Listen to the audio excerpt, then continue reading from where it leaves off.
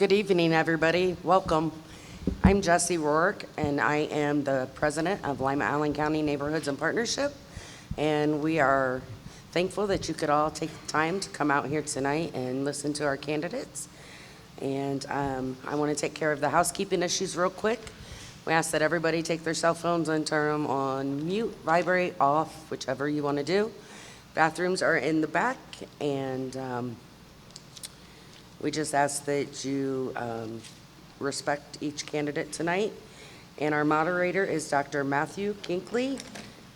He's the retired director of the Workforce Development at Rhodes State College. So welcome, Dr. Matthew Kinkley.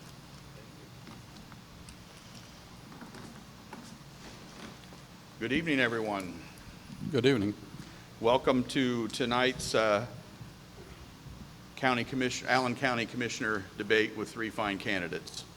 Our goal this evening is to have a nice conversation with the candidates, which will focus on multiple questions that have been received today and this evening from the LACNIP folks, as well as people here in the audience, from people in the audience, I should say.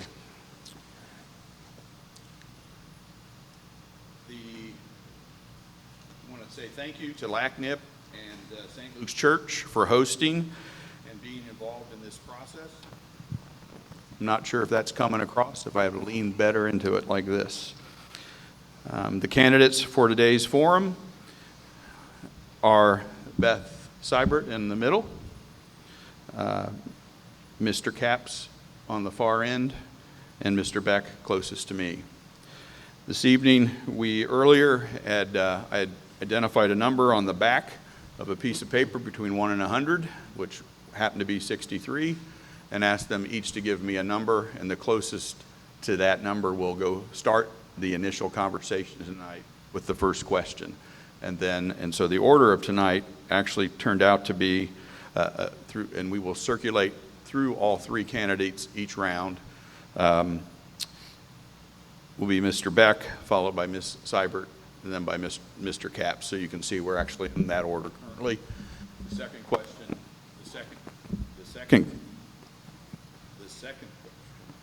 maybe not. The second question will then be addressed to Ms. Seibert first, Mr. Capps, and then Mr. Beck, and we'll rotate that way all the way through tonight's questions. We're anticipating about 90 minutes. We ask that the community members reserve any applause or comments, positive or negative, towards the candidates until after the event's over. And we also ask that the candidates respect each other in terms of the conversation. The way that tonight will be set up is that each candidate will have 2 minutes on question and then 1 minute of rebuttal. And so we're expending approximately 9 to 10 minutes on each question for the next hour and a half. My goal is to get through 6 to 8 questions and then have time at the end for a 2-minute summary by each candidate. I want to thank Terry Saloni of the Lima Allen County Chamber for being our timekeeper tonight. And on occasion, it gets a little confusing up here as I'm tracking through first, second, third, 2, 3, 1, that order. So if I inadvertently make an error, just, hey, wave your hand and let me know, and I will seek to correct it. All right? Tonight, when I looked through the questions that have been submitted, it seemed to fit into 5 general categories: budget, diversity, COVID-19, cooperation, and leadership. So we're going to start with what I would call a very open-ended initial question, which is very simply, why are you a candidate for county commissioner? And that'll be our first opening statement, our first 2-minute opportunity. We'll start with Mr. Beck. I served 16 years in county government as the sheriff of Allen County. My entire life, almost my entire life, has been dedicated to service to my country and service to my community. I served 4 years in the U.S. Navy. I'm a combat veteran of Vietnam. I had 16 years, 4 terms as sheriff in Allen County. I was an independent candidate, and I was for all 4 terms, and I am today. My life has been devoted to public service. I love the people of Allen County, and I want to see some positive change. I don't beat anybody's political drum. I'm independent, very independent. My decisions I base on practical issues, on facts. Politics, get out of my way. I don't want to hear them. I just want to make good decisions for the good people of Allen County. I hate politics, but I love the good people here.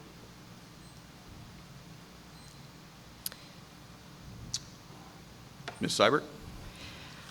I decided to become a candidate for Allen County Commissioner because it's just who I am to serve. And I have spent a 36-year career in public service, working for soil and water conservation, a very distinguished career there. And in that time, I have been able to experience our community, our county on so many levels, work with so many different people. And I feel that has really worked to my advantage.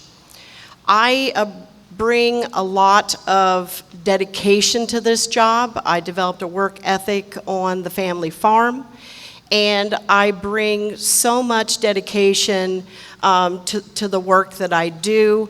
I served 8 years as a board member on the Chamber of Commerce, and I have chaired, or currently am chairing, the Agribusiness Committee. But when I think about why I want to be a county commissioner, and it isn't the why, I am a county commissioner right now. I serve you every day. But the job is just so exciting and challenging, and I feel that I have the experiences and the capabilities to serve all people of Allen County and to do that well. And I am just so proud to help make Allen County just the best place to live, work, play, and where businesses thrive. Thank you. Mr. Capps?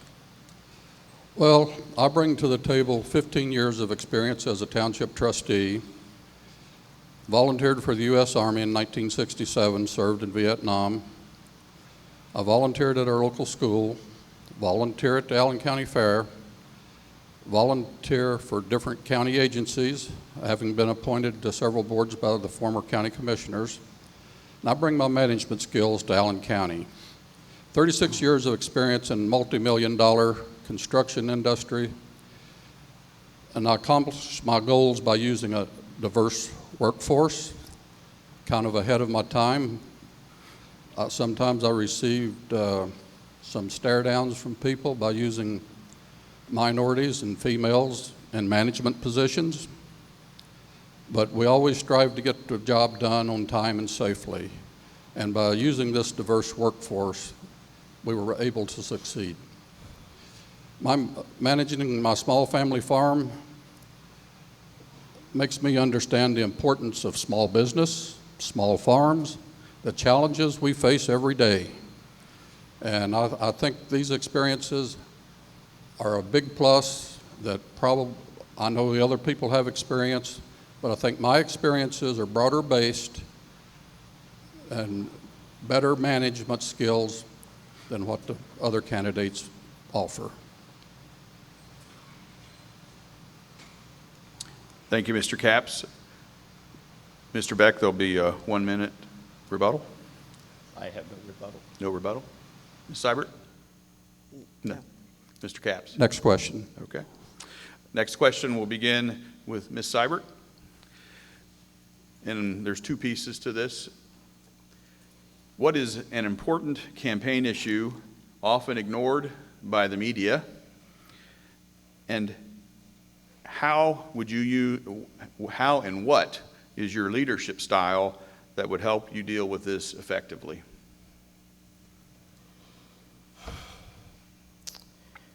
Well, I think as we look at the campaign issues, often We want to draw attention to the negative. And so I think one of the most important campaign issues is that as a county commissioner, I am currently working with the other elected officials and department heads. And I am so impressed and pleased to be part of that great team that is serving Allen County. And I think you as citizens would be impressed too, to know how dedicated they are to bring the budget in on time, to bring it in at the right, in the amount that they promised to do so. And I'm also so very impressed by the amount of effort that is taken out here within the different agencies to bring in grant dollars and outside funding. It's just an amazing effort. And the reason I get to see that as a county commissioner, because when those kind of grant dollars come in, they end up in the general fund, and so all of that information comes across my desk. And I just couldn't be prouder of the work of our agencies and elected officials. And I believe the Allen County taxpayer should be proud of their efforts as well and know that these folks are watchdogs of the tax dollars. And the second component of that is how does your leadership style impact that? And I think I'm out of time. Okay. 30 seconds. Well, my leadership style is one of collaboration, and I work very closely with each one of these individuals. I try to stay abreast of what's happening in their departments, and so that as they have needs and concerns, we can help them solve those different needs and concerns. And I also feel that the county benefits by the collaboration of the group as a whole. So I believe collaboration is my strong leadership skill. Thank you. Mr. Capps? Well, I'll start first with leadership skills. Honesty and straightforwardness. Might not always get you the answer you want, but I'll do my darndest to get you the right answer. If I get you the right answer, tomorrow we'll both be happy. If I give you the wrong answer that makes you feel good today, when you find out I've done wrong, we're both going to be in a pickle. So, and as far as the grants and all that, I think the former sheriff here, myself as a trustee, we're well versed in getting grants for our agencies. And as far as what's overlooked in the campaigns, and I know for myself, and I've seen the other people out working, I think the media totally misses the hard work that goes into our campaigns. Thank you, Mr. Capps. Mr. Beck? I think the most important campaign issue that is commonly ignored by the media is the leadership issue. I continue to hear time after time that managing the general fund budget is leadership. Let me tell you this. Pull out your checkbooks. Consider the priorities in your checkbooks at home. Write your checks. Communicate with your creditors. That's dealing with a management issue.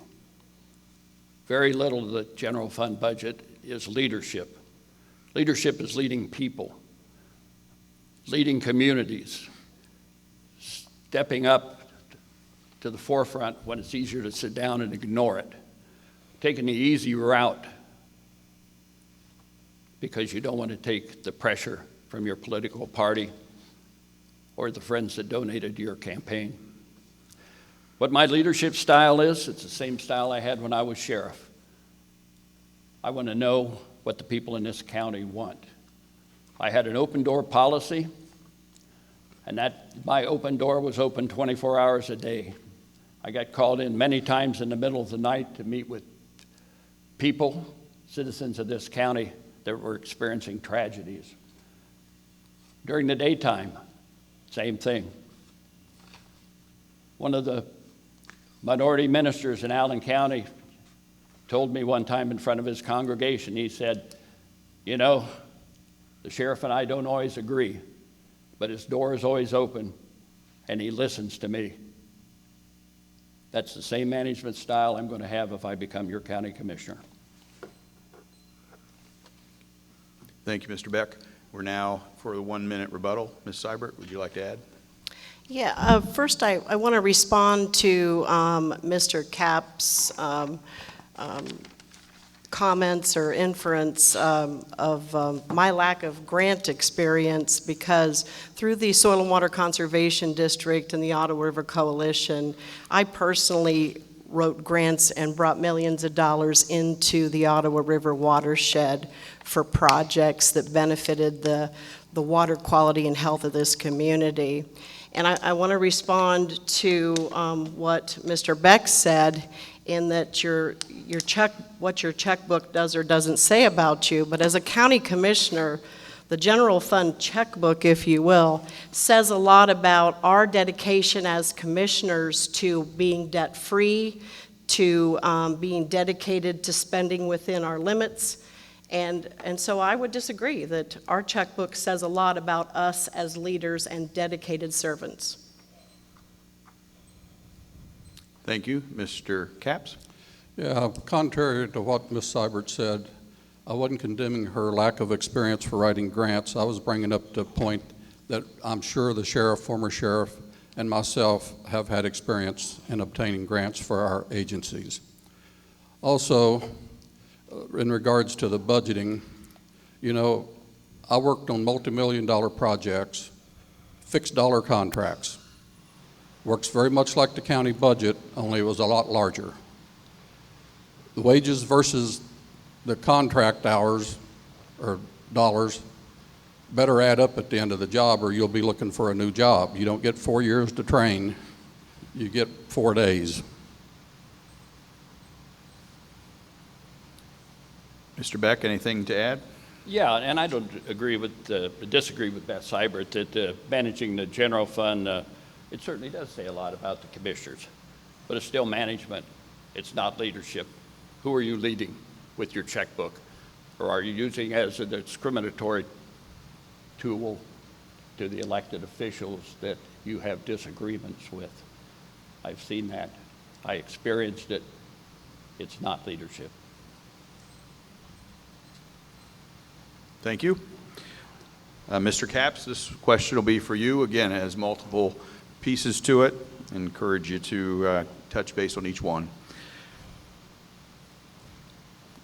How can Allen County government increase the cooperation with cities, villages, and townships using your leadership style, and provide us an example of how you have done this in the past? If anybody listened to our meeting at the Civic Center before, I was high on cooperation amongst the county, city, villages, and townships. When I first became a trustee, I sat on the advisory board with the city of Lima, county commissioners, when they were building the Greater Ohio ethanol plant, a $150 million project. I learned at an early stage in my political career that you get more things done by cooperating than you do trying to fight each other. And it's been my pledge all along to do whatever it takes to present one Allen County to any business coming down the highway, instead of presenting the city of Lima, an Allen County, a Delphus, or a Perry Township, or a Shawnee Township. We need one face for Allen County. So moving forward, I will continue to work with the city government, county government, township government, village governments, schools, whatever it takes to move Allen County forward and the business adventures coming our way. We have missed so many multi-million-dollar projects in recent years that it stinks. And because of our lack of cooperation and unification and presenting one face to these businesses, too many of them move on down the road. Thank you, Mr. Beck. And I've been asked if you can pull the microphone a little closer to you, because you're not necessarily being picked up. Makes me nervous. No, I hear you. I think I'd like to speak to how, describe the relationship between Allen County and the city of Lima and the other municipal entities. Lima is the largest municipal entity in Allen County. We also have Bluffton, Delphus, and Spencerville, plus our 12 townships and our villages. The Allen County Commissioners represent every one of the citizens in Allen County, and we should never forget that. And I suspect that this question is leading to probably my dispute with the city of Lima over the safety and security and housing issues, so I'm going to get right to that issue. I watched the deterioration in the city of Lima for many years. Deteriorated and burned out homes were still standing for years and should have been demolished. I watched the continuation of crime, the violence in the city, and I watched the continuing exodus of the good people. I saw firsthand the violence, the tragedy, and the suffering in our community. I came home many nights with makeup and tears on my uniform shirt from comforting a grieving mother. And some of those tears were mine. The elected officials, some of the elected officials in the city of Lima seem to be completely blind to those issues. And I was elected to protect the safety and security of this entire county, and that includes Lima. I had to take a stand, and I did that, and I will do it again if I see the deterioration, the violence, and the problems. It's the elected officials' responsibility to take a leadership role when things aren't going right. But the problem is right now that all the elected officials in county government are under the same flag. Thank you. Ms. Seibert? Regarding relations across this county, I think I want to reiterate that my experiences are really about collaborations and building relationships over a 36-year period. And so I want to assure you as your county commissioner that I have that record of established relationships. By and large, the city council members, Mayor Berger, the department heads in the city of Lima, I would venture to say every board of township trustees in this county and every mayor of the villages in this town, everybody knows who I am. They have worked with me to some degree or another, and most of them have my personal cell phone number, and I am not avoiding anyone. And I'd like to use the recent example of how the county building department has remained with the city of Lima, and I'm pleased to report that that program is being administered very well by the city of Lima right now. But did the city and county have to wade through some conflict to get where we are today? We most certainly did, but good can come of conflict. And I also want to reflect on all the collaboration it takes in this community, because within 10 blocks of where we're at tonight, over $50 million worth of construction is underway.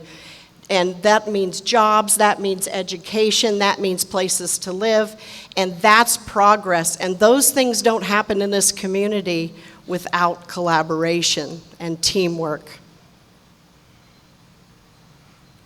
Thank you. We now have an opportunity for rebuttal.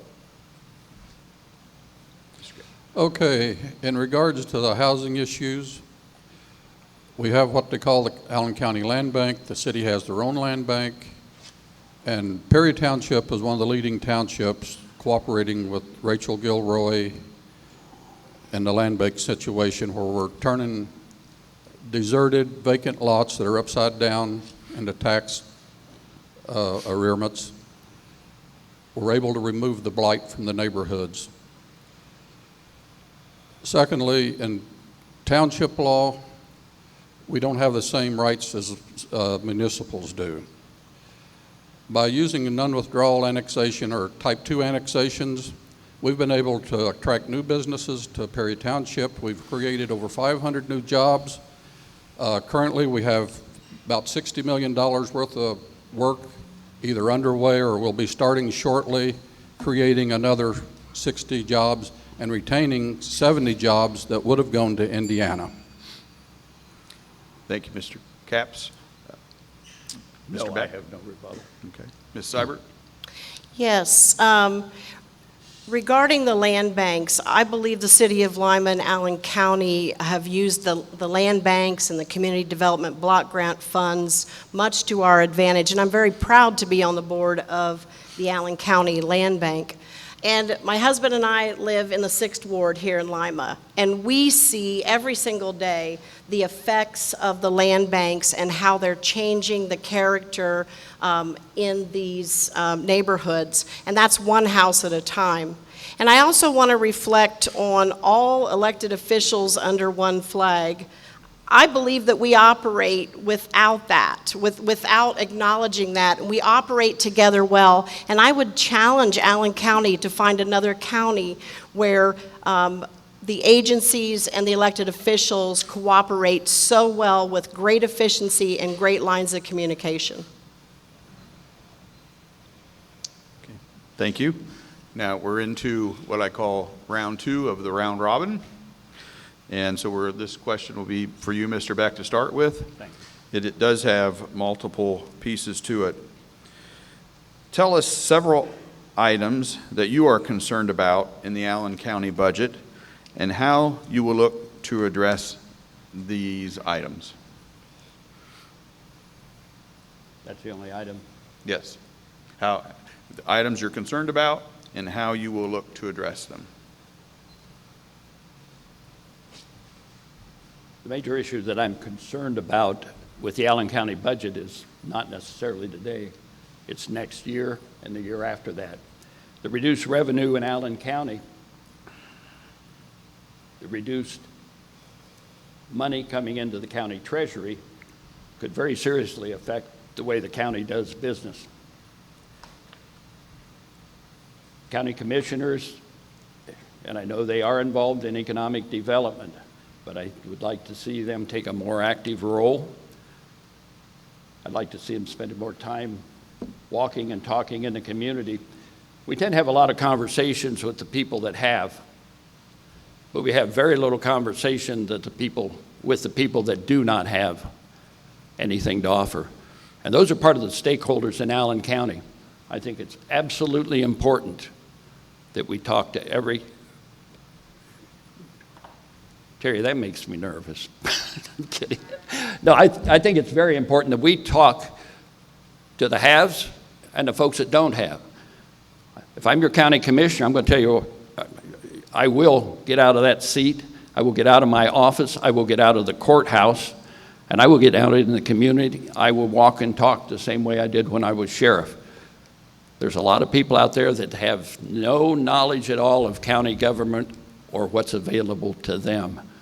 And it's really important to them when they see a county elected official standing in front of their church or their social group in one of the small segments of the city or the county. It's very important to them, and I will be doing that.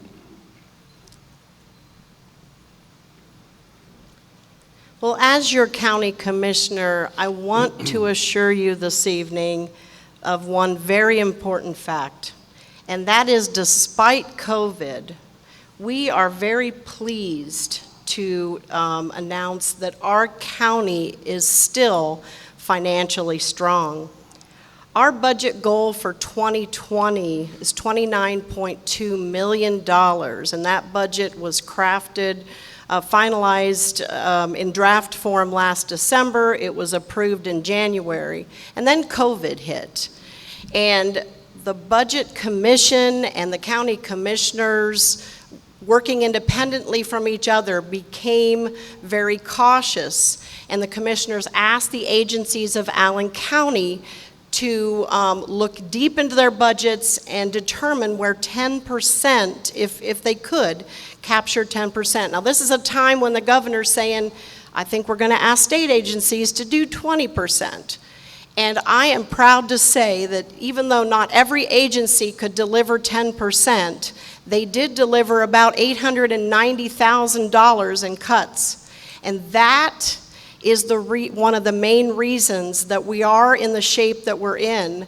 And we're planning through all the forecasts that we've seen, because even though March, April, May, and June, we did take cuts in sales tax revenue, our county general fund budget is supported by 150 different sources of revenue. And our July 2020 sales tax revenue exceeded that we received in July 2019 and July 2018. And we are proud to be heading into a budget season. We're a couple months late because we're trying to be cautious. But we're proud to be able to start the budget process with our agencies at $29 million. Thank you, Ms. Seibert. Mr. Capps? Okay, to start with, top priority in my vision, health and safety. Without these, nothing else matters. Commissioner said they asked the agencies to take a 10% cut. They managed less than 3%. Even at that, at these times, how do you ask the health department to take a budget cut? How do you ask safety services to take a budget cut? How do you ask the election board to take a budget cut? It don't add up. Their work is overloading them right now. So how can they be asked to take a cut? Maintenance issues on existing county properties are a top priority. The current commissioners keep adding new properties, additional properties, but they don't take care of the ones we have. We have several buildings that are county-owned that are dilapidated, falling down without regard to maintenance. One of them's the old Memorial Hall. I think I was probably one of the last contractors to work in there in the early 1980s. Been totally abandoned. Either tear it down or fix it up. I talked to one contractor, he said demolition could top $1 million depending on the environmental surveys.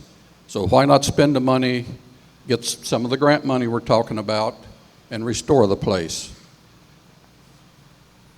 And you know, even with all the grant money, where does grant money come from? It comes right out of our pockets. One way or another, it comes out of our pockets. It's still tax dollars. Thank you. It is now time for rebuttal. Mr. Beck? I got two things. I do agree with Norm Capps about the buildings that the county owns, and I agree with his concerns about the maintenance costs and the tear down costs for those buildings. But I also want to mention just a minute about the county being financially strong. City of Lima and the county have different funding sources, I realize that. But I talked to one of the city, high-level city financial people. They're looking at, based on his estimate, from probably 20% or more, maybe reduction in income revenue. The revenue streams right now are probably not bad because we're always working a quarter behind. The real problem is probably going to start to manifest itself in the first quarter of 2021. And we can throw all the fluff out there that you want, but I think 2021 is going to be difficult. Thank you. Ms. Seibert?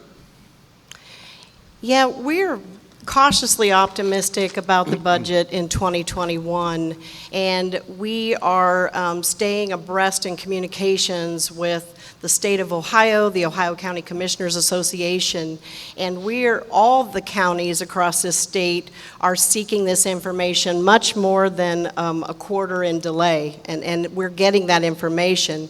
And it seems to be very positive, so we're going to proceed with cautious optimism.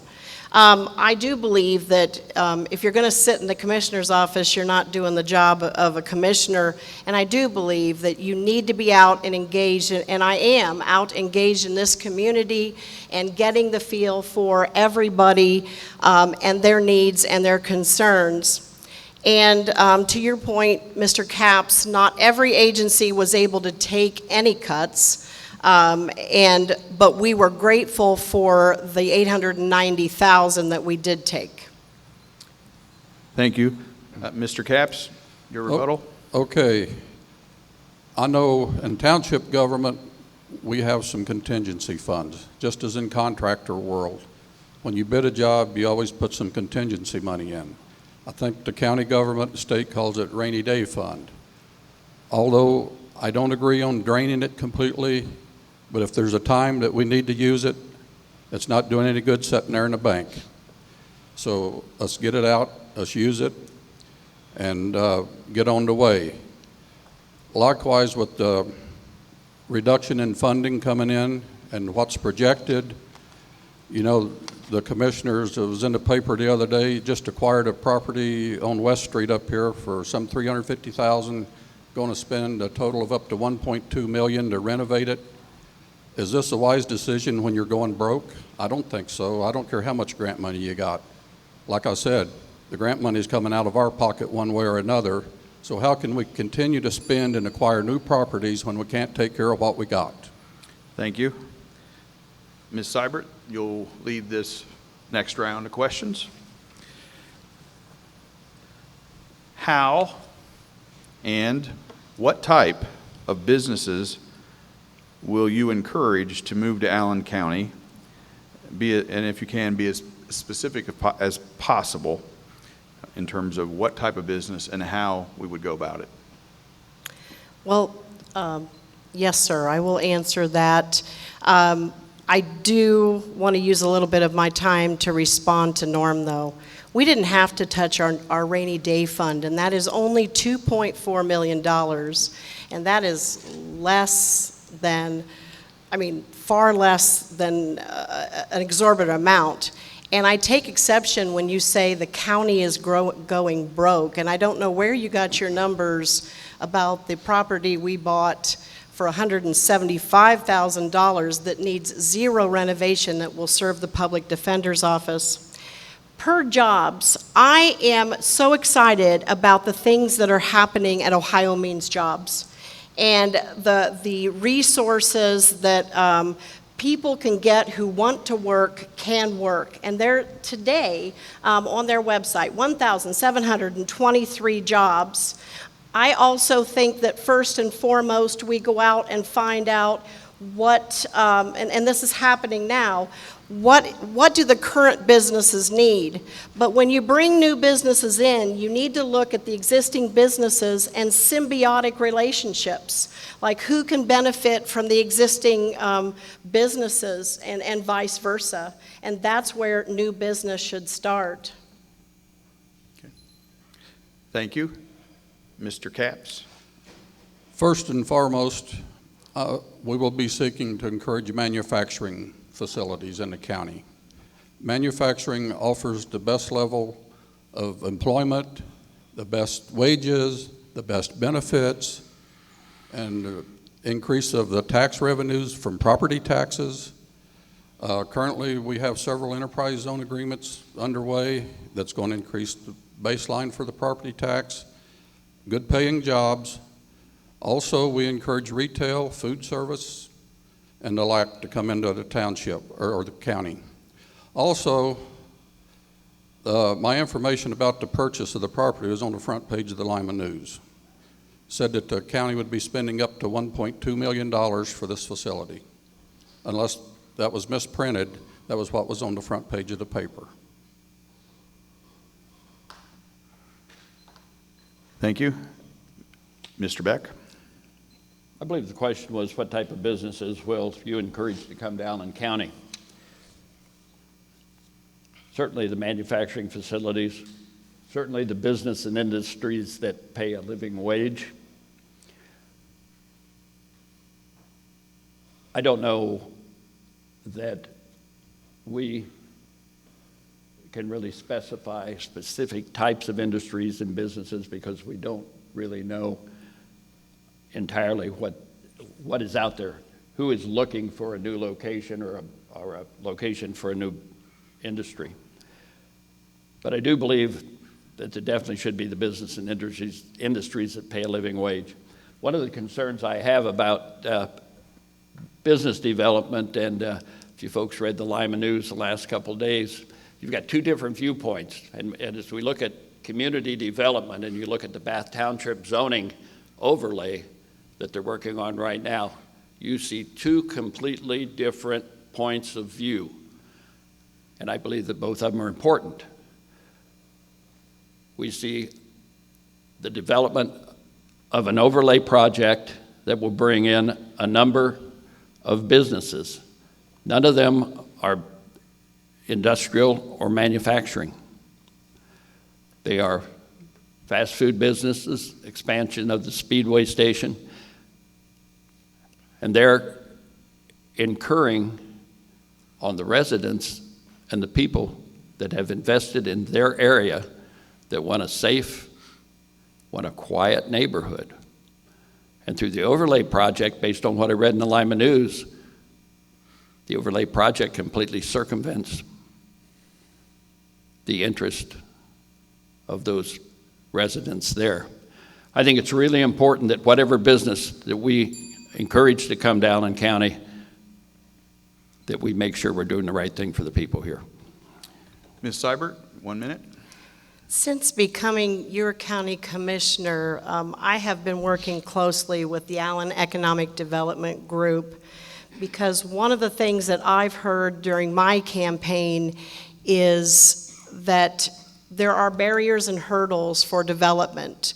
And so we have been working, I've convened a work group that includes the county engineer, regional planning, sanitary engineer, Allen Water District, and what we're trying to do is evaluate businesses that want to come here, locations that we have, and make it ready for these folks so that when they come here to spend the money, we're ready to place them. And there's even talk about a spec building, which would be something new for Allen County, something of 100,000 square foot or larger. And we want to be ready for business when it comes here, and there's collaboration going on to make that happen. Thank you. Mr. Capps? Okay, first off, as a commissioner, as a trustee, or a mayor, you don't have to look at one individual aspect of what's going to be beneficial. You have to look at what will be beneficial for the whole unit of government. The greater good outweighs personal gain. And working with the AEDG, been doing it for years, 15 years. They do a great job. I understand sometimes they hit the wall because of the lack of cooperation amongst the government agencies in the county. Like Beth said, they're talking about a spec building. There's a Palladium project, they call it, going on now, a $50-some million job out in the industrial park. They broke ground yesterday for the Randall Bearing project. They're continuing to run the sewers and the water out there. And you know, the thing is, Allen County got in the game 25 years too late. Mr. Beck, would you have a 1-minute rebuttal? No, I do not. Okay, thank you. Just to give our participants an idea, we're up to question number 6. It's about 7:45, so we're about halfway through our committed time, so we're actually doing well, and I appreciate your spot-onness with the questions and keeping us moving forward. We're going to change the topic a little bit and go into what some would refer to as race relations. And so there's 2 parts to this question, and Mr. Capps, you'll get the opportunity to start us off.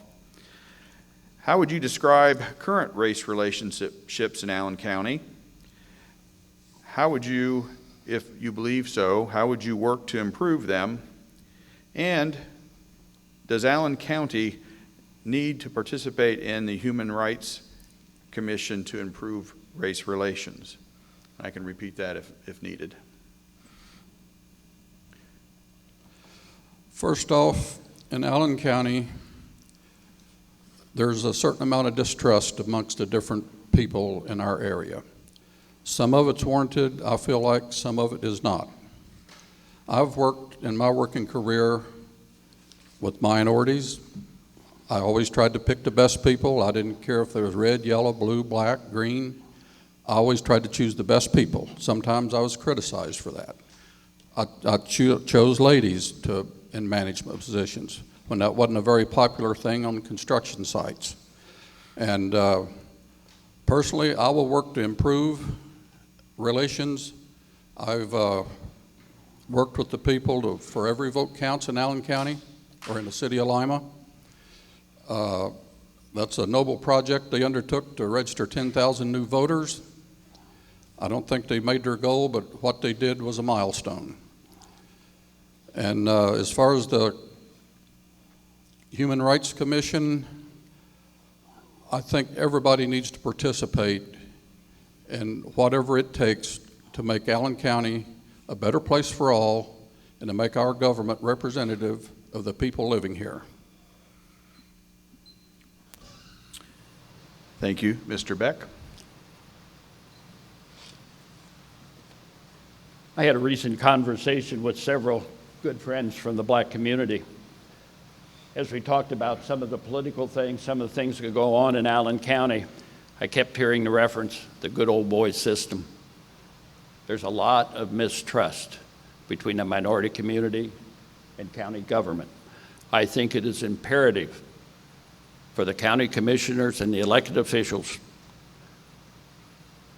to try to rebuild, I don't know, rebuild, they need to try to build that trust with the minority community. I mentioned earlier about the pastor that, the black minister that told me that we didn't always agree, but my door was always open. I had built that trust with him. For 16 years as the Allen County Sheriff, I had my selective enforcement teams working in the city 6 days a week. And what we did before we even started that program was I sent my men out, 10 or 12 of them a night, for 2 or 3 weeks just to walk and talk to the residents and build that trust before we went in there. I think that the county government especially needs to work hard to build trust. I think the minority community is very relationship oriented. And I don't see a lot of our public officials trying to work with that relationship.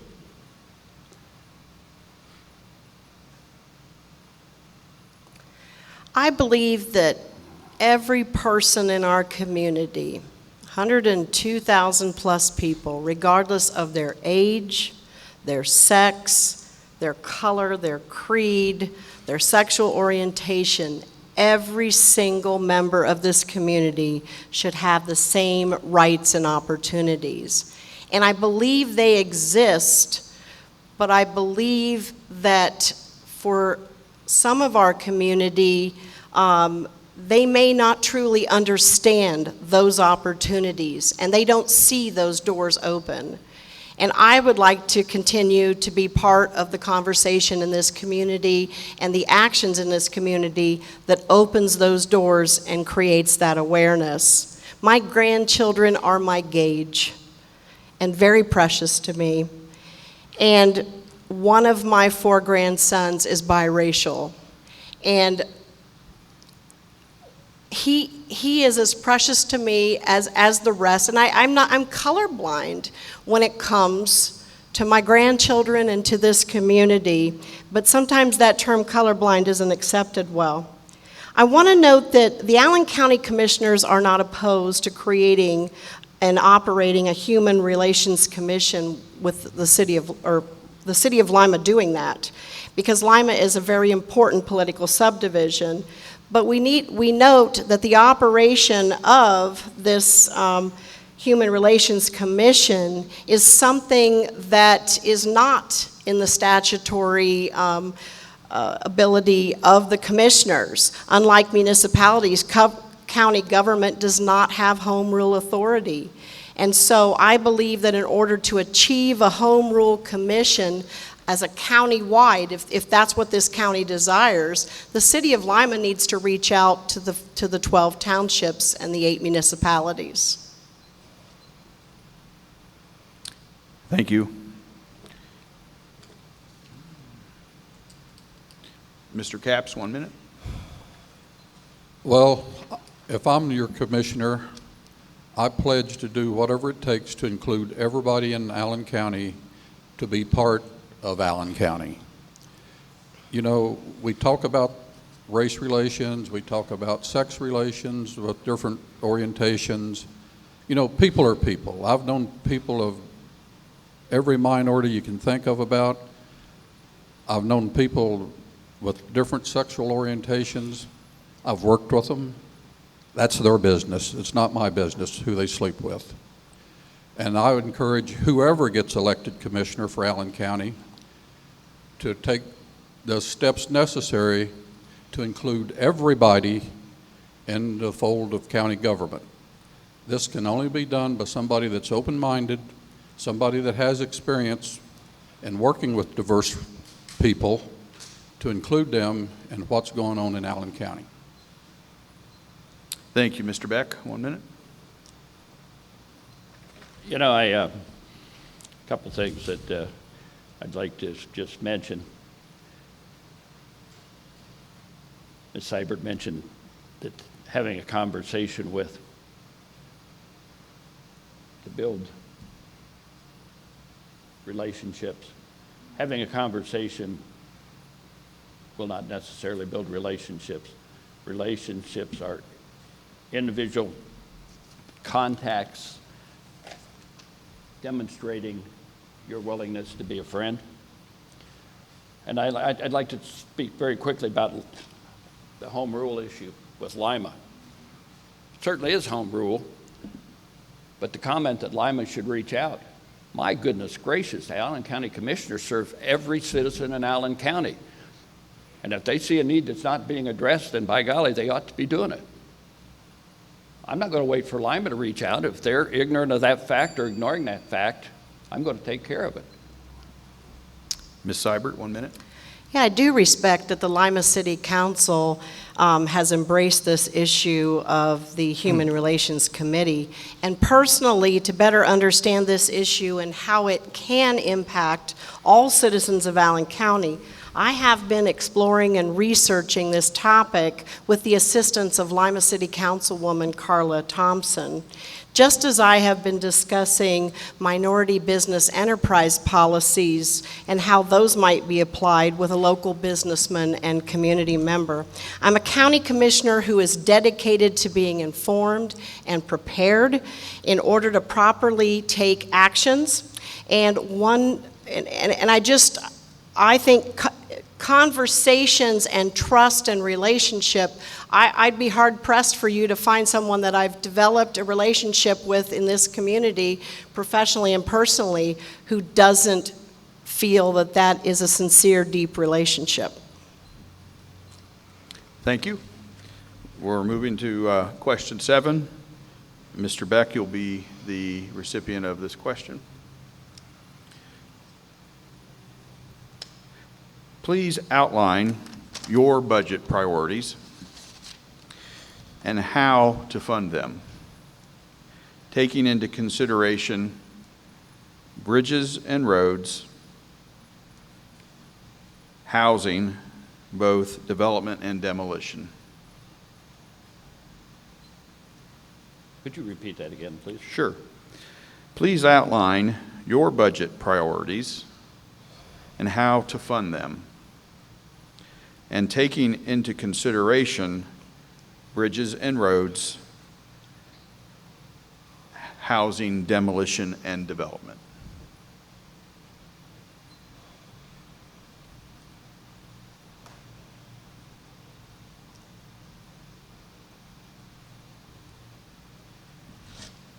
Since the beginning of time, people came together.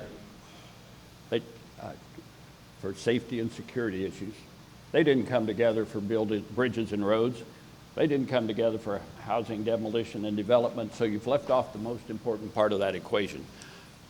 Number one are the quality of life issues in Allen County. The bridges and roads can wait a little bit, but the safety and security of the people of this county cannot. How to fund the bridges and roads or how to fund the safety services, it's a matter of setting priorities with your budget. And the commissioners need to set the priorities. They need to identify their priorities, and then they need to try to put as much of the general fund monies into the pocket. And that means probably funding the sheriff's office. It's not because it's my pet peeve, it's because I want my house and my neighborhood to be safe, and so do the people out in the county. After the safety and security issues is taken care of, then we're going to have to work on the rest of it. But how are you going to fund it? You don't have deep pockets. We've got a very limited budget, and it's a matter of setting priorities, and safety and security is certainly my number one priority. Ms. Seibert? I commend Allen County Engineer Brian Rhodes and his staff of 50 for the excellent job that they are doing to maintain roads and bridges in this county. And under Section 5543 of the Ohio Revised Code, the county engineer, not the county commissioners, are given the responsibility for the safety and maintenance of over 351 miles of county roadway. And that's 377 county maintained bridges as well. He also assists the 12 townships with 550 miles of road and maintaining villages, assisting villages with their 248 miles of roadway. His $8 million budget does not come from the general fund, and the source of that revenue is gas taxes, license plate taxes, fines and fees that statutorily go into his budget, and it is his job to decide how that's spent. 2 years ago, the county commissioners did contribute through an increase of the permissive license plate fee and the state gas tax increase. Between those two increases at the state and local level, his budget increased by $2.25 million. And he told me himself, he said, there'll never be enough money to do the job we need to do. That's why we have to prioritize. That's why we have to tighten our belts and take whatever measures we can to extend those funds as far as we can.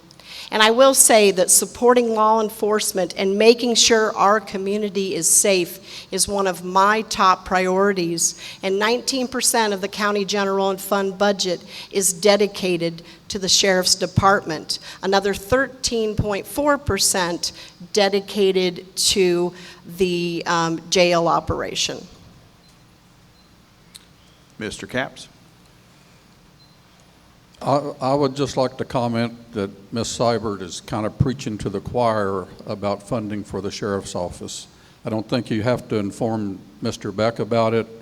I currently have a son that's a patrolman, so I don't think you really have to preach to us about the investment in safety services. Secondly, roads and bridges are a major issue. Without roads and bridges, we don't go anywhere. Without roads and bridges and proper transportation, we don't attract new business to the area.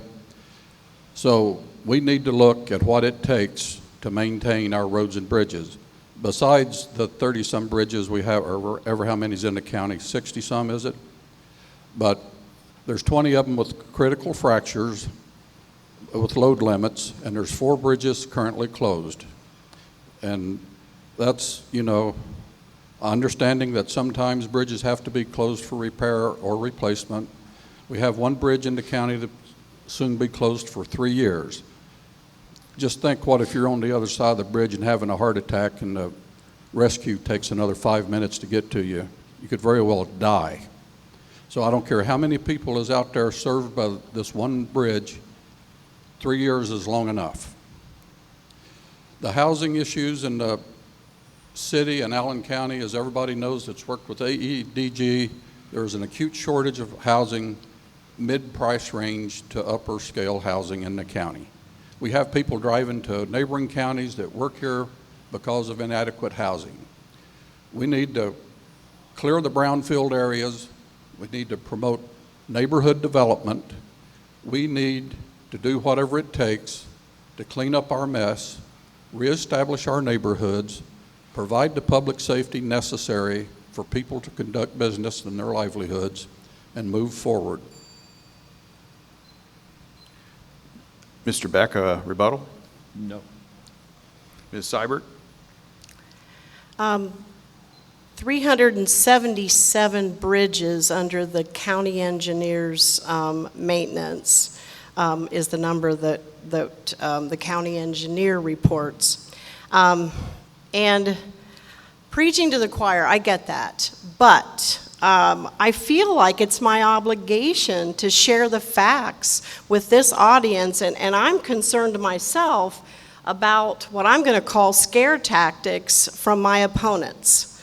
And we need to be conservative. We need to make smart decisions, but we don't need to scare people when the facts don't support that.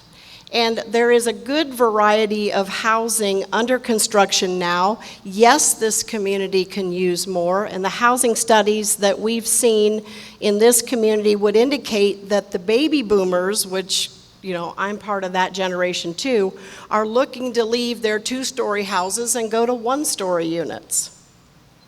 Thank you. Mr. Capps? Yes, I'm not trying to downgrade anybody with my remarks about preaching to the choir or anybody else, and I certainly don't consider that a scare tactic. It was brought up by you that about funding the sheriff's office and all this, and I just consider it an insult that you would think that Mr. Beck, the former sheriff of the county, and myself, who has a son that's an officer, is not interested in adequately funding our services. And the housing, if you've talked to anybody, there is an acute shortage of moderate to upper level housing in Allen County. Thank you. We will continue the conversation, and I'm going to phrase these together, so bear with me a moment.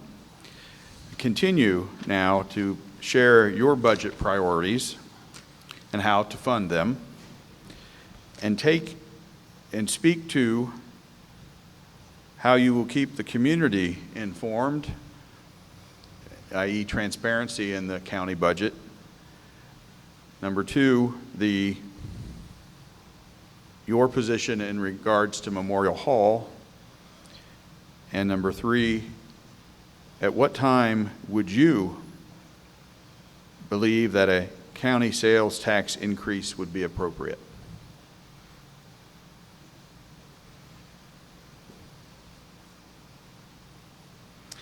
And we'll start with Ms. Seibert.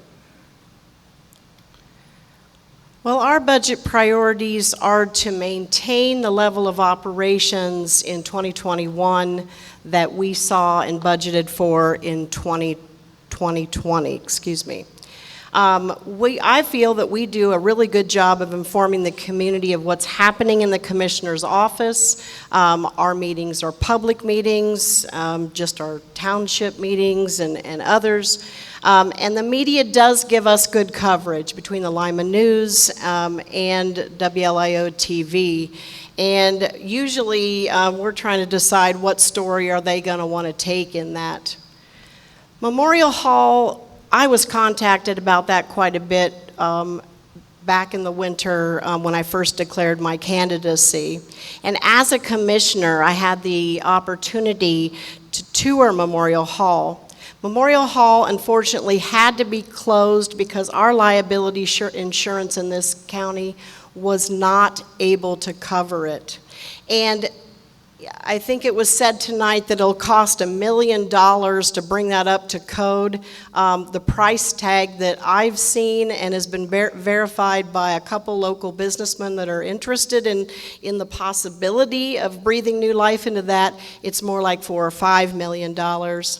And per the county sales tax, the citizens of Allen County have made it very clear that they're not in the mood for that. And so we're trying to bring in a balanced budget and make capital improvements without an increased sales tax. And I will say that even putting $1 million into Memorial Hall, which won't do it, I need $550,000 right now to replace 2 elevators at the jail. Those 2 elevators and that price tag is very, very high on my priority budget. Mr. Capps? Okay, my budget priorities would be health and safety, number 1. There are 2 items, but number 1 on the budget. Keeping the public informed is everybody's job and everybody's duty. There's no secret underhanded operations going on, and I'm not saying anybody's doing that, but there will not be any of that behind closed door meetings except where legal. The Memorial Hall, my statement was the contractor I talked to said it could cost upward of $1 million to demolish it, depending on the environmental surveys with lead and asbestos. So, you know, there are private enterprises interested in some kind of restorations. My opinion is the county would serve the public very well instead of demolishing this building if they would help contribute that to a fund to help restore it. Sales tax increase, and I agree with Ms. Seibert there. I think everybody in the room is right up to here with taxes. I pay plenty taxes myself, as I'm sure everybody else in the room does. My answer to increased revenue is industrial development, retail development, food service development, and recovering the local government funding, which our former governor stripped away from us years ago. Thank you. Mr. Beck? I've already mentioned my budget priorities are the safety and security of this county, and that will never change. As far as transparency, I believe in total transparency. One of the interesting things, and I mentioned earlier, and might have irritated a couple people about the county offices all flying the same flag. So easy to hide inefficiencies when there is no transparency and no outside eyes looking. It's one reason why you might want an independent candidate to be your next commissioner. My view of Memorial Hall, it's a beautiful building. It's a landmark. It's got a lobby in there that is without equal in this county. We can find money to fund so many other things, but I think an incremental plan to start developing, renewing, remodeling Memorial Hall would be certainly in the best interest of this county. There's a lot of veterans that would like to see that happen. If we run short of money at the county budget, it's because the folks that we serve are running short of money too. I will never support a county tax because it just displaces the burden that we have on the good citizens of our county. Now, one positive thing, I really appreciate Beth making that elevator in the jail a priority. We had 2 attorneys got stuck in that when I was sheriff, and we still haven't heard the end of that. So Beth, keep working on that, will you? Thank you. Okay. We have opportunity for 1 minute rebuttal. Ms. Seibert? Well, I just want to draw attention to the lack of transparency, because in county government and the way social media is and media, and we all have phones on our desk for the public to contact us, and we're all very visible as county commissioners. I mean, and other county elected officials, I would disagree. I would say there's a lot of transparency and there's a lot of responsibility. Going back to the real estate, though, as county commissioners, we are entrusted with a lot of real estate. And Memorial Hall is a precious structure. And it deserves for us to divest ourselves of it, but to the right person, the right developer that's going to breathe new life into it and make it an asset in this community that does not compete with the Civic Center. Thank you. Mr. Capps? Well, I guess my thought is, while we're divesting this to a private enterprise, would the county be willing to cough up as much money as it would take to demolish the building to help this enterprise restore it? I just can't stand the thought that we'd tear that building down. Like I said, I worked in there in the early 1980s, and I think that was the last time any maintenance work has been performed there. You know, the commissioners are sworn to protect all the assets of the county, and I feel like in recent years, or not recent years, but in years gone by, too many commissioners have neglected their duties by allowing these structures to fall in disrepair. Thank you. Mr. Beck? I had to smile a little bit when one of the candidates talked about the transparency of county government. I still have many, many friends at the county courthouse. Some of them have been there for years. Some of them are good employees. Many of them are good employees. But it's interesting the things that they tell me, and these are credible people. There is very little transparency in the courthouse. I have to smile again because I received an anonymous letter, very well written, very factual, from a voter that works in the courthouse. I don't necessarily take unsubstantiated information as fact, but I think it is. Thank you. All right. We'll move into question number 9. Mr. Capps, you'll be able to start this conversation. We're at 8:12. Continuing a budget conversation. Where in the county budget can expenses be reduced? And how do we make this decision transparent?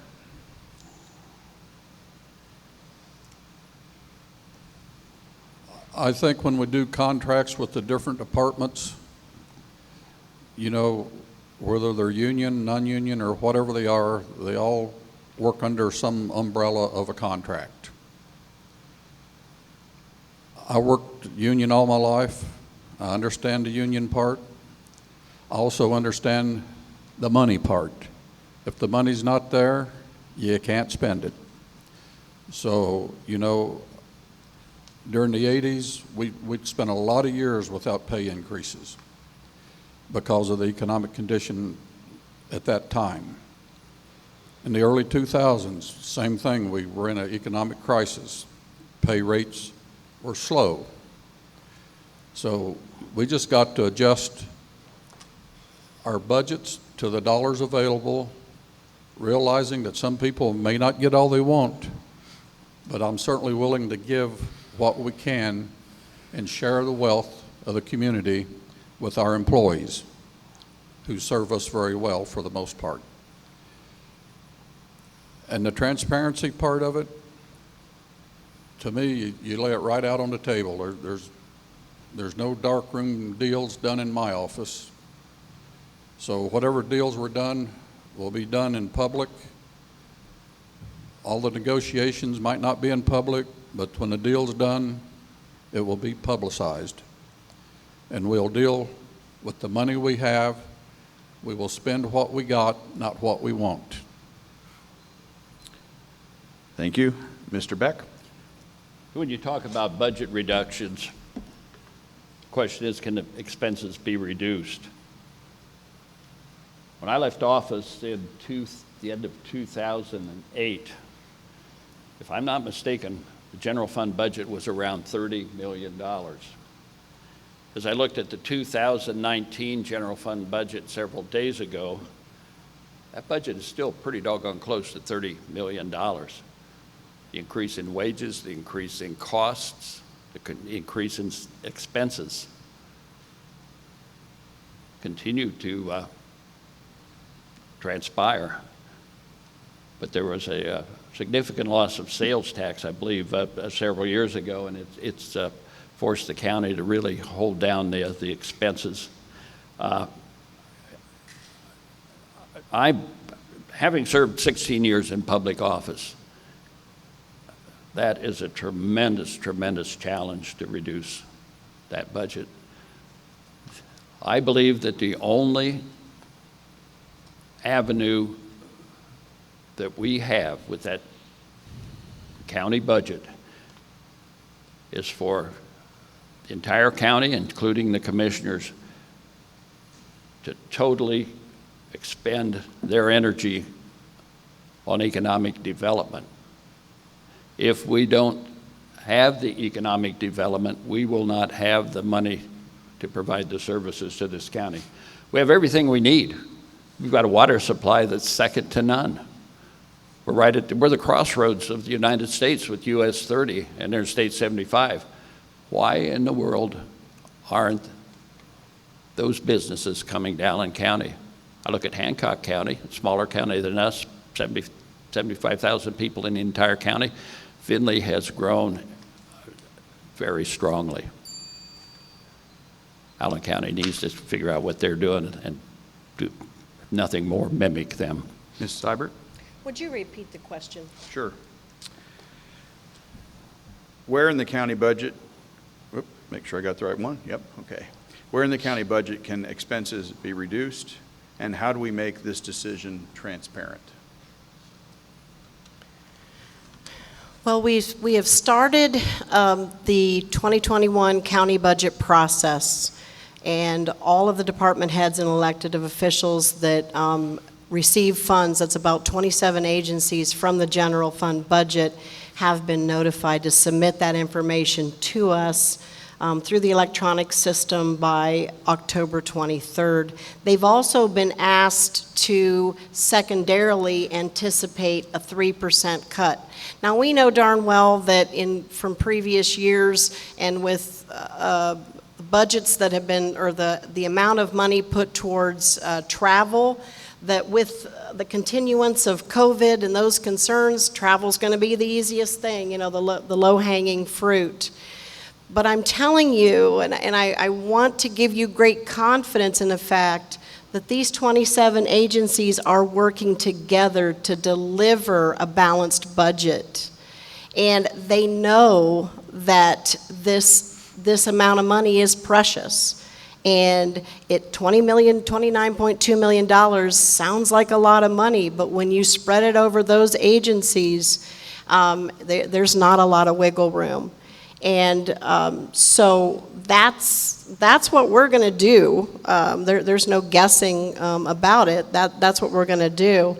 And the budget, it did suffer through the recession, and we were at 30,000, and then back in 2009 the recession hit, and it wasn't till about 2017, 2018, and 2019 that we really saw years of recovery. And you don't turn this ship on a dime. I mean, it takes time to recover a community. And that's another reason that I want you to know your commissioners are working very hard for you to keep businesses operating in COVID. Mr. Capps, any rebuttal? Sure. As with any operation, there's always room for improvement. We need to streamline our delivery system. We need to be more efficient. And like Mr. Beck said, to help offset these reductions, we need to be adamant in our pursuit of economic development. We have the railroads, we have the airport, we have the highway system, we have the water system, we have the sewer system. All we need is the customer, so we got to do our darndest to get out there and reel them in. Mr. Beck? No. Ms. Seibert? Yeah, I do want to reflect on pay increases, because I think the thing that Commissioner Noonan and I struggle with the most in a tight budget is there are agencies, and ours is included, our staff, where we're probably not going to see any pay increases. And it's hard because we know that cost of living increases for them. That's one of the tough decisions we make in this budget process.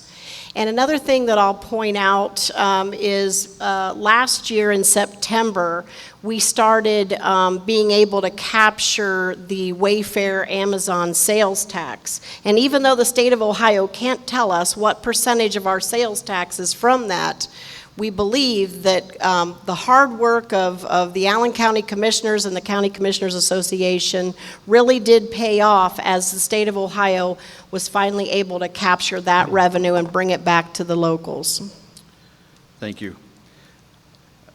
It would be inappropriate for me not to ask this 10th question as an historical educator. So here it goes, and then we will have the wrap-up remarks after, all right? The county has multiple educational facilities, grade schools, high schools, colleges. How can those entities assist economic development, race relationships, and inter-county relationships? And Mr. Beck, you'll have the first answer. How can the educational facilities And their staff and their staff assist with economic development, race relations, and inter-county relationships when appropriate? I think it's a wonderful opportunity for the educational facilities and the Allen County government to get together. The remark that I made earlier that talked about the good old boy system. Maybe county officials need to be part of the government classes. Maybe they ought to go into those classes and discuss county government, get to know some of the young people. I've done a number of talks in the public schools over the years, and I remember one I did for career development at Lima Senior High. Actually, I did 3 of them that day. When an elected official shows up, it makes a big impression on those young people. When he takes time from his busy schedule, or her busy schedule, to share part of their day and part of their life with those young people and explain what really is going on, to open up those young people's mind, allow them to ask questions, encourage them. It's a tremendous educational opportunity for government and an opportunity to build good relationships with young folks that are going to be voters in another 5, 6, 7 years. Thank you. Ms. Seibert? Well, when I look at the educational facilities in this community, and I think we're very lucky that young and old, we can get an education in this community and not spend the money to have to travel. And I think that's a wonderful benefit. But what I do recognize are the presidents of these organizations, Dr. Woods of Bluffton University, Dr. Rayner of the Ohio State Lima, Dr. Spears of Rhodes State College, all 3 of them very much engaged in a weekly basis in this community on boards and commissions, and to my belief, with their full objective of trying to connect their students and their campuses with great relevance and opportunity in this community. And I believe it's very purposeful. And I believe it's an opportunity or a great advantage for me to be in constant connection with them. I'm also very active with most of the superintendents of local schools in this county. And I'm seeing them looking for the same opportunities. I'm excited about what Ohio Means Jobs is doing in these schools, because they've got job coaches, and we're thinking a lot earlier about helping kids understand what jobs are here so they don't leave us, and that they get excited about enriching Allen County. So I believe those connections and relationships do exist, are working for us. They just, to the general public, may not be very obvious, but I think there are great things happening in this county. Mr. Capps? First off, I'll say I graduated from Lima Senior High School in 1966. Despite recent publicity, at that time, probably one of the 10 best high schools in the state of Ohio. Also, I attended OSU at the regional campus the first year it was opened under the direction of Dr. J. McLean Reed, for all you old timers. And our educational system has been moving. When we went to school, everything was dedicated to preparing you to go to college. Today, people are sitting back, the educators, and taking a second look. We need to produce the skills needed by the clients in the neighborhood, not what we want them to be, but what's available. You know, I have a daughter that's a doctor, works at Children's Hospital in Columbus. I have two sons. One went to college, got a Bachelor of Science in Criminal Justice, but both sons are working out of the pipe fitters and plumbers local here in Lima, as I did, and retired after 36 years of service. So skilled trades are a big deal today. For anybody looking for a good paying job, if they don't mind to work and go to work every day, the skilled trades, the opportunity is unlimited. You can make as much or more money than most people going to college today. So the educational system has to blend their delivery system into the needs of the community and industry. And as far as the race relations, they need to be race neutral. I mean, for any educator to present a biased opinion on anybody because of race is just unquestionable. I mean, it's just completely out of whack. Mr. Beck, rebuttal? You know, it's not really a rebuttal, but it's just an observation. You talk about the educational facilities. We live in the city of Lima. We've homeschooled our last 3 girls, but they started playing sports at Lima Senior High. Our 17-year-old is still being homeschooled, but she opted to take some classes at Lima Senior High. I cannot say enough about the quality of education that we've observed and experienced with Lima Senior High. They get a bad rap, and it shouldn't be theirs.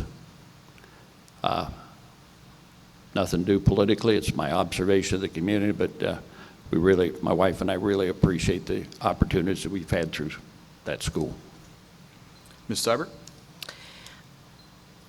I really do believe that our education system, whether it's the local school districts or whether we're talking college level, that our systems here in Allen County are fundamental to our quality of life.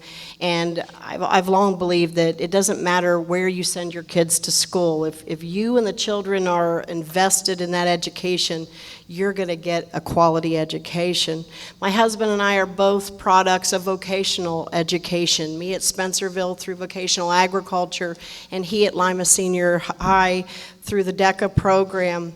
And I also reflect that from my personal experience and my children's experience, college is likely one of the first places that people who feel that they are discriminated against, it's one of the first places where they realize that the discrimination doesn't exist.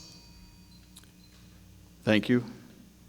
We're now ready to do our 2-minute final statements. And the way our Rounds have landed. Ms. Seibert will go first, Mr. Capps second, and Mr. Beck third. And so I'm going to go back to our original question. Why are you a candidate for county commissioner, and what do you bring? And this is your opportunity to sell yourself to your community on why you would be the best choice. Thank you. And I didn't start the evening like I should have, thanking LACNIP, thanking Dr. Kinkley, thanking my opponents in the audience for being a part of this evening. I currently serve you as an Allen County Commissioner, and I work hard for you in that role every single day. I understand that I work for you and I answer to you, the Allen County voter and taxpayer, no matter what your politics are. I am passionate about Allen County being the very best place to live, work, play, raise families, and for businesses to thrive. And therefore, I'm dedicated to putting my extensive network of professional experiences and relationships in the work of moving Allen County forward. I am committed to law enforcement and providing the services necessary to keep Allen County citizens safe, and I will continue to work with our great team of Allen County elected officials to operate within the existing general fund resources, and so that we can deliver to you, the citizens, efficient and effective government.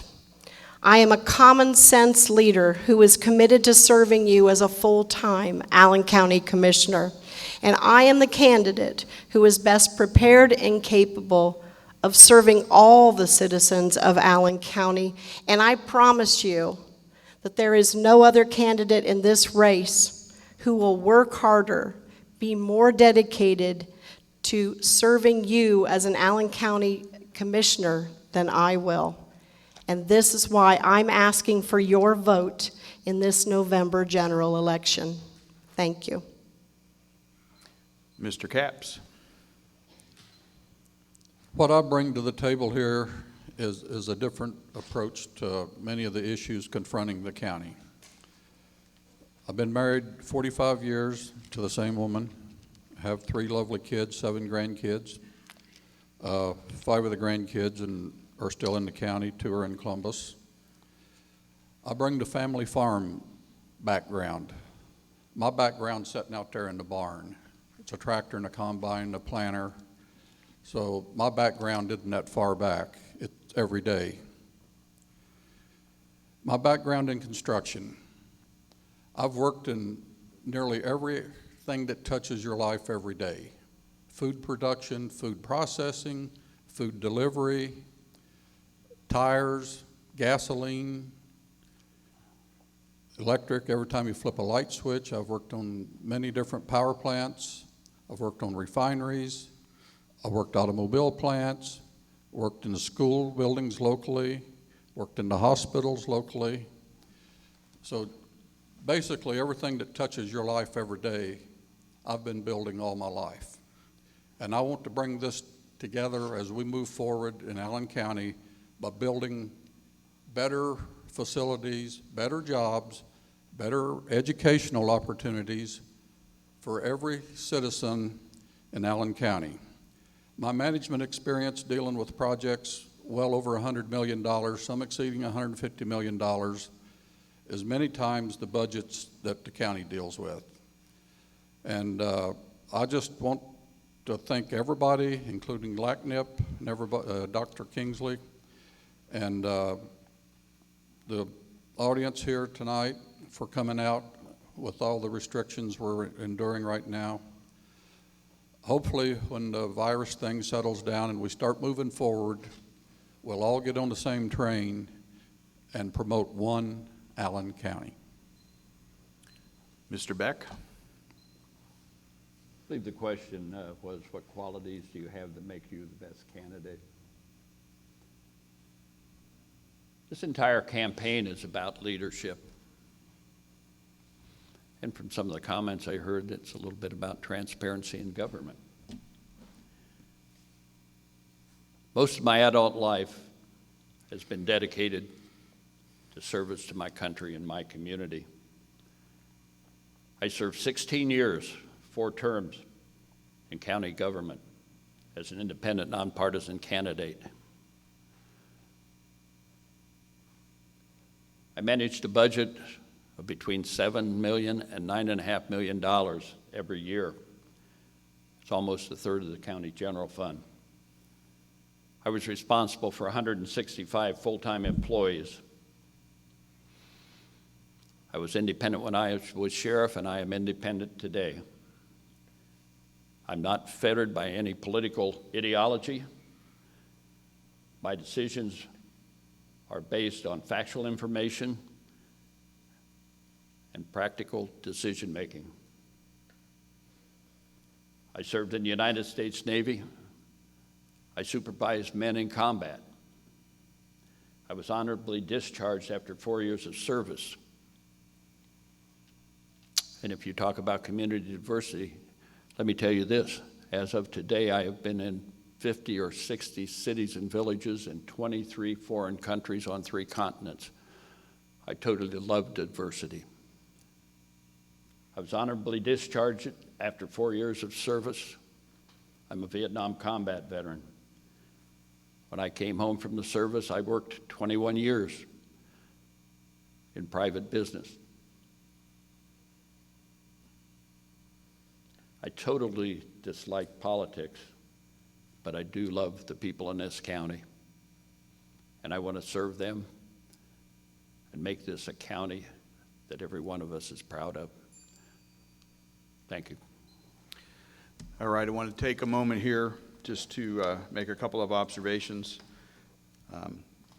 As I understand, this is being on Facebook currently. It'll be available to be reviewed at a later time. I also understand they're looking at placing it on GTV2, so look for that on your local channel in the near future. I want to thank our hosts again, LACNIP and the St. Luke's Church.